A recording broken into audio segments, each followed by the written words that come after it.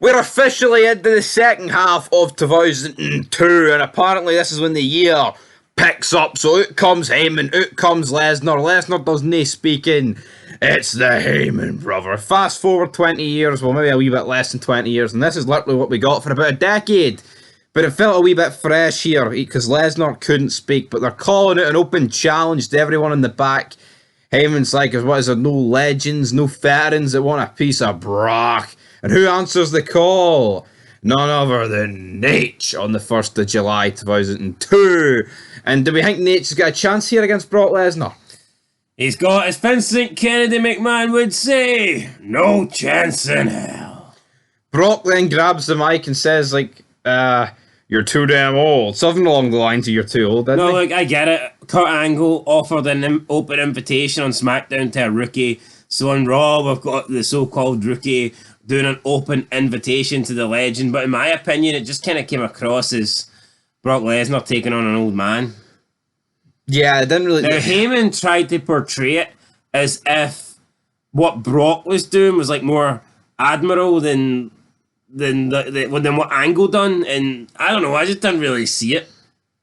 Yeah, like, you're booking Brock as a killer and Flair's like the old guy. Even though Angle's taking on a rookie, it's like, wow, look, this is John Cena, this is the prototype, this is the man that's going to be the face of the WWE next 10 years, you know what I mean? Like this is the guy, I mean, but yeah, I just didn't really, don't get me wrong, I think there's certain people that could have, like, see when he says a veteran, like, see if Taker comes out, then you're like, holy shit, Brock's in trouble here.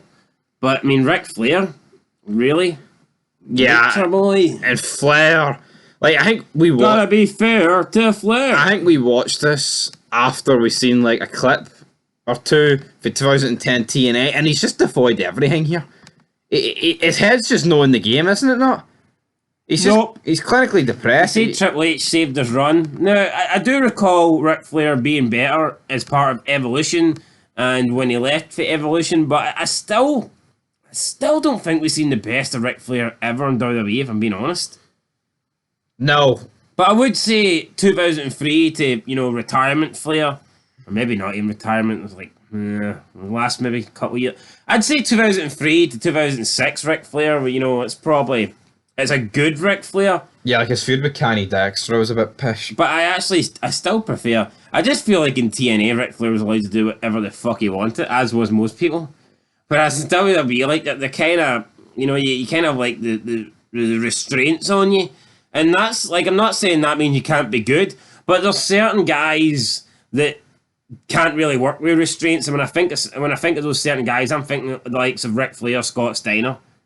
I mean, people that can be okay in WWE, but if you take them away from WWE, they can be fucking great. Exactly, like we saw in WCW. I mean, Steiner and WCW and TNA compared to WWE is the most notable. But these two have a match here. Brock taking on Rick. Rick puts up a valiant fight, but Brock essentially just kills him, doesn't he? A good effort for the Nature Boy, though. He's too old, though. He's too old for this shit. Damn it. We've got Jackie backstage being interviewed by the coach. The coach is impressed by Jackie, but who's not impressed by... Well, hold on. Who the hell would think at this stage Ric Flair would have a match 20 years later? That's mad, isn't it? Did they think he'd be able to have a match in 20 minutes' time? Never mind 20 years down the road. Like, that is pretty insane. Exactly, but Molly Holly interrupts Jackie and, like, they have a brawl all over the makeup set and Coach is kind of in the middle. I like Coach. Do you like Coach? I do like Coach. Jackie refers to Molly as having a fat ass and saying that Molly's just jealous, and then they get into a fight and that leads to it doesn't lead to a match, but they kind of brawl their way out towards the ringside area, so you're led to believe that it might make the ring, but it never does make the ring. And who knows, maybe Jackie will get a title shot somewhere down the line. That's what I'm assuming will happen. Alright, Christopher Nowinski backstage, he addresses Bradshaw. He's just very cookie cutter and bland here. Well, I think that's what he's supposed to be like. And well, it is, but this guy sucks. This guy sucks, right? And why he defeats Bradshaw in like 2 minutes in the next match, I have no idea. I mean, Bradshaw went from being one-on-one with Scott Hall to losing to Christopher Nowinski. I mean, that's... What the hell is that? Like, I know he's going to hit him with a few unprotected chair shots in the next couple of months, like, so maybe that makes it worth it, but I don't know, I wasn't a fan of this. Van Damme shows up, stoned. He basically says, where's Brock, man? Rico's like, Listen here, peasant. Brock isn't in this locker room, but if you got a problem with Brocky boy, you got a problem with me, Robbie. And then, so it's going to be Rob Van Dam taking on Willie Regal tonight. I'm looking forward to this. The whole effing show. This is the definition of a clash of personalities. Like, Aye, yeah. you've got 420 Van Dam and you've got Sippin' Tea Willie Regal. Well, let's not pretend that Willie Regal hasn't done his fair share of drugs, though. No, that's Yeah, true. I'll tell you what, Willie Regal's arguably done more than Van Dam. Let's cut Van Dam some credit. Like, for all we know, Van Dam just likes a bit of weed. Who knows what Willie Regal was into back in the day? Fuck it, literally. Then we have, what's her name? Bloody, what's her name? It's absolutely, the interviewer. Tori. No, it's Terry. Terry. Aye. Terry Ronalds. Right, Jeff Hardy's getting interviewed up a ladder, right? And then he just goes ballistic. He starts climbing on He starts running about like a monkey or something. Talking about drugs, what the fuck was he on? He looked like a monkey. No, he did. He's swinging for everything, and he's like, I'm going to win the night. And But no, it's mad. See if it was Booker T in this promo, I probably wouldn't have been able to compare him to a monkey, like, but... yeah. I don't know the point I'm trying to make that, but you know what I mean? You know what I mean? But talking about drugs, I think Goldust is on the drugs here because he's He looked like a white cracker, there you go. Gold Fader, or was it Fader Dust. Darth Dust? Darth Dust. Darth Dust here, he's like making all these Star Wars references, right? And it's good because Booker T doesn't really have a clue what he's going on about. And and he's waving his lightsaber in Booker T's direction. I don't think Booker T liked it. No, Booker T definitely. Booker T having none of it. But you know what?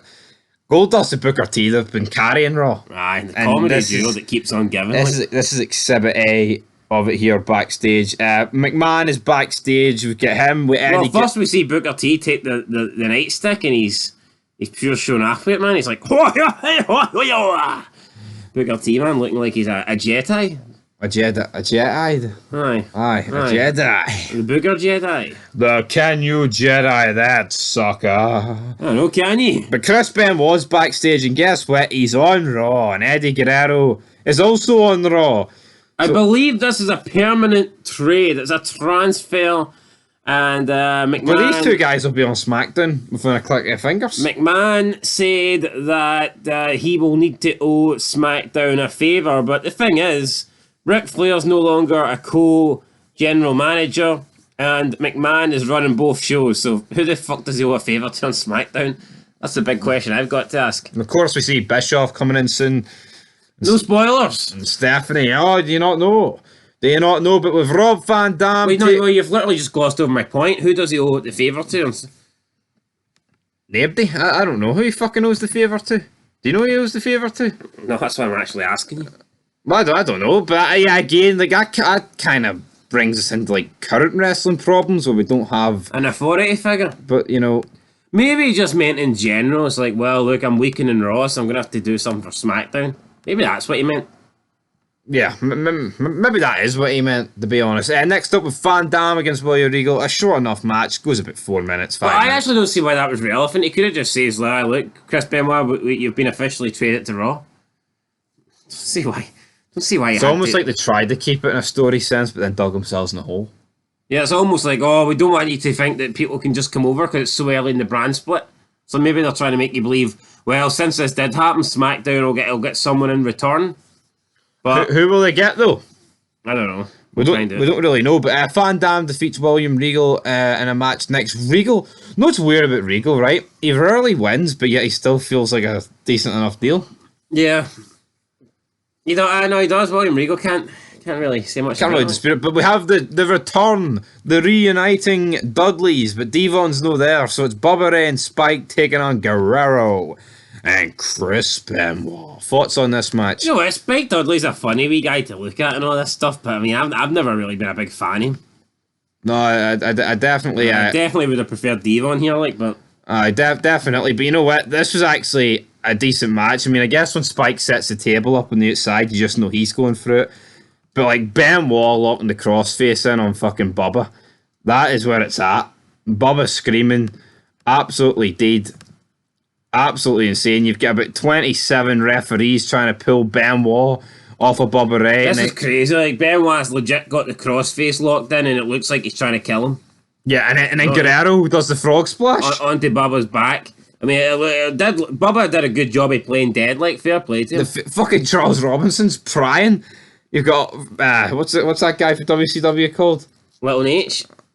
No, it's Charles Robinson, mate. Right, but Nick Patrick. Aye, Nick Patrick. You've another guy, Matt. You've got even Guerrero. See, this is realistic, right? You've got 4 grown men referees trying to pry Benoit's arms open, and I can buy it. But you know what I can't fucking buy? See, when you've got like 4 referees and 8 security guards backstage in wrestling today, and there's 210-pound women brawling, and they can't separate them, they can't hold them back. That pisses me off.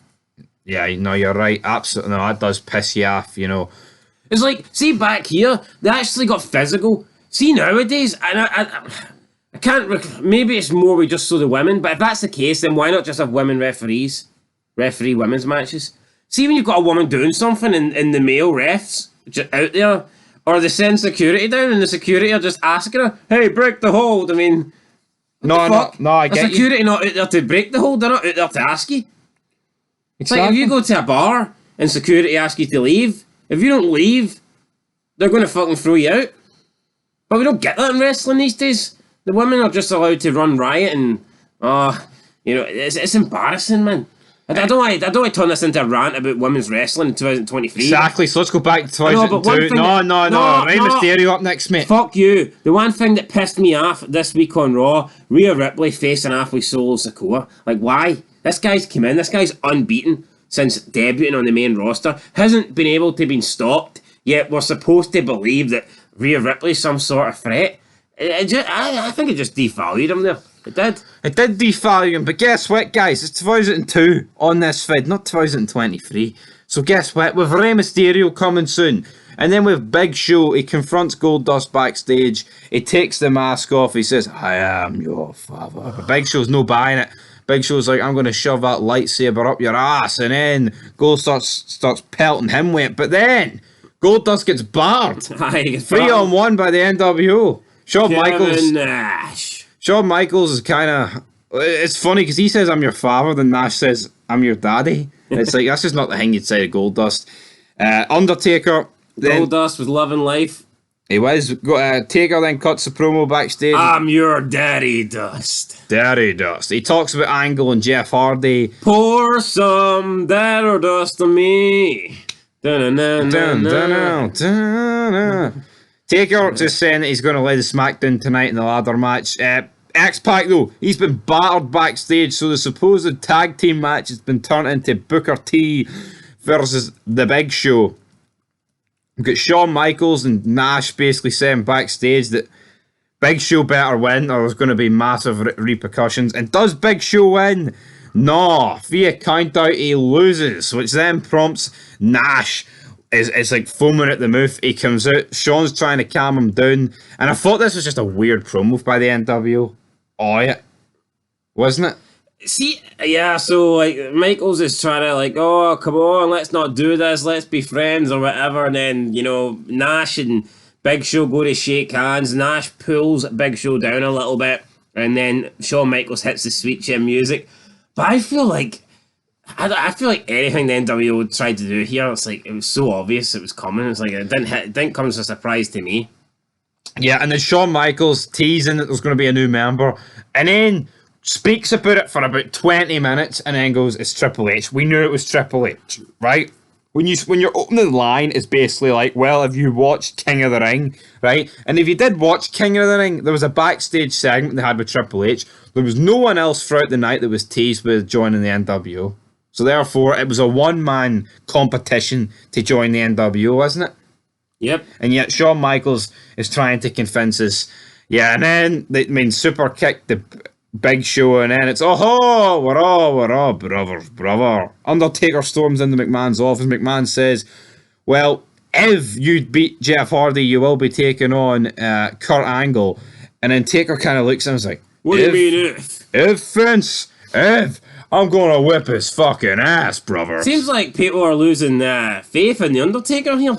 They definitely are. And then Matt wishes Jeff good luck, and he's like, "Oh, but I've one more person to wish you good luck." In comes a 6-foot chip that they didn't eat in that diner when they were talking about. No, it was Lita. It's a broken neck, Lita. Aye, Lita comes in. stoned out.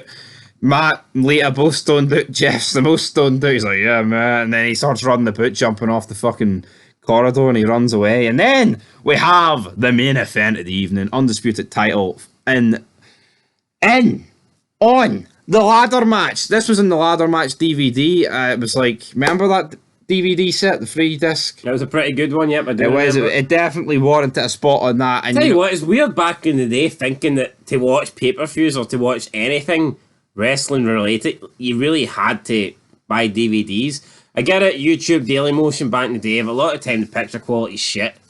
If you actually want... And then you go on these dodgy websites and it's like, screw that. A lot of times you just want to be able to chill and put it on and not worry about ads popping up and all this crap, or not worry about getting 10 million viruses on your laptop, you know. So I did enjoy the DVD era. Maybe not as much as Gemini, but I enjoyed it. But the network, you know, the network's great. I've got to be well, the WWE network is. Impact Plus could do you got to work. Impact Plus is in a bit of trouble. To put things into perspective, though, I'm pretty sure that ladder match DVD we got came out in like 2007, which was 5 years after this match. But this match is 21 years ago. Is that not insane? It is insane.